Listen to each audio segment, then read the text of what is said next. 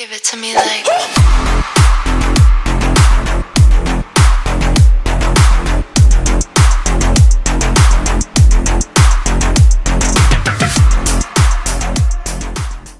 Hello, local supporters. Thank you so much for tuning back in. Today we are in the city of Arcadia, and if you've been to Dingti or Mochi Nut, you'll probably run into this store here at DreamLab Gaming. And today I have Max with me. He is the owner of this wonderful place. Tell us, what is DreamLab Gaming all about? So DreamLab Gaming is basically a cyber cafe, internet lab. So we have people come in to use the computer, play games, and do all kinds of stuff. But except this one, it's a little different. So we're not more of a gaming place. We're actually like a movie studio. So it's kind of like a little Disneyland gaming all-in-one type of stuff.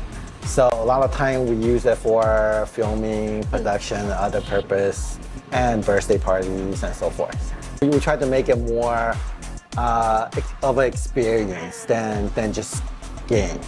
Right. Because everybody has a computer at home. There's no point coming out if it's not something exciting about. Awesome. Yeah, this is very exciting. I walked in and I was like, wow, this is so cool. I've never seen anything like it. So Good job. Thank you. Well, Max, I want to know more about yourself. Okay. So introduce us, tell us a little bit about you, and when was your first love of gaming? When did it happen? Well, I become expert in computer because also because of game. Because when I started playing game, back in the day, it was like 486 or 386, and then computers still like just green. There's no color screen, and obviously it wasn't fast. So you try to figure out how to upgrade your computer slow by little, and then I started learning myself, upgrading graphic card, upgrading memory and stuff. And then you play around with it, you just become expert in computer. And then when you play game so much and then you can't beat somebody or something like that, then you start figuring out, wait, then how can I cheat? Let me go into the program myself and then see if I can hack it or change some codes and do something. Back in the day, their game code is much simpler than now. So you can actually cheat, changing out stuff. So I have lots of gold or lots of power or whatever it is, right? I see. Yeah. Okay. So Max, I know esports is something that's very common to a lot of people. Can you explain to us a little bit more about what esports really is? So esports, it's always been around, but it's more noticeable in the last few years. So what happens, esports basically just traditional sport, but done electronically. Right. But a lot of people do get confused with esports as gaming. So esports is actually not gaming. So esports, it's still sports.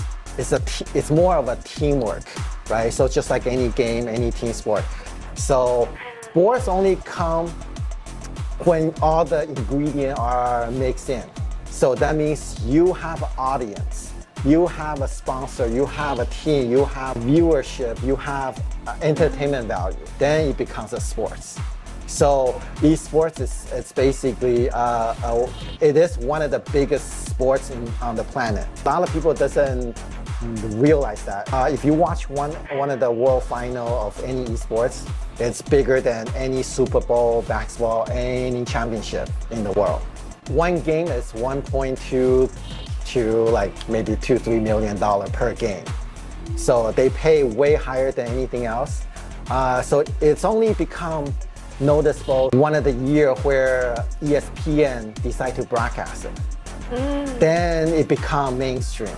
So what happened is ESPN did a broadcast and realized, oh, esports is actually more money into esports than any other sports, right? If you think about it, all the football, the Super Bowl, all that stuff, what do, right? You sell gimmicks, little hands, styrofoam hands, or little hats, or little t-shirts, beer. So mostly are beer commercials and car commercials, and that's pretty much it, right? Your audience is so limited. And when they did the esports and they realized it's a whole entire world.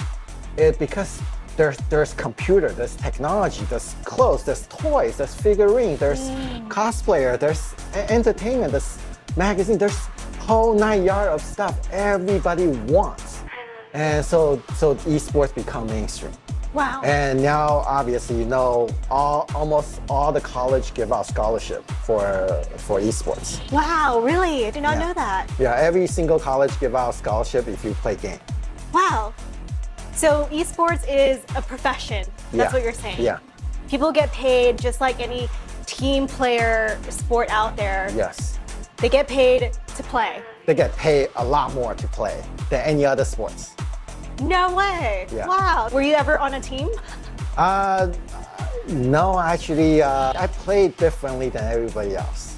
Oh, okay. So again, you know, back to my root where I'm more into figuring out how to Hack the system. break the system, yeah, than playing as a team. So I more studied how the game was made, how the structure, like for example, how they make the money, how they build up the items and stuff like that. So using that, the system, try to work around it so that you can maximize the benefit.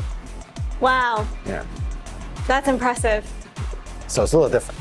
Yeah. Yeah. Well, that is all we have for you guys today. Hope you guys learned a little bit of something about esports because I know I definitely did. And thank you, Max, for sharing that with us and opening up your space for this interview. All right, thank you. Thank you. Bye, guys. Bye.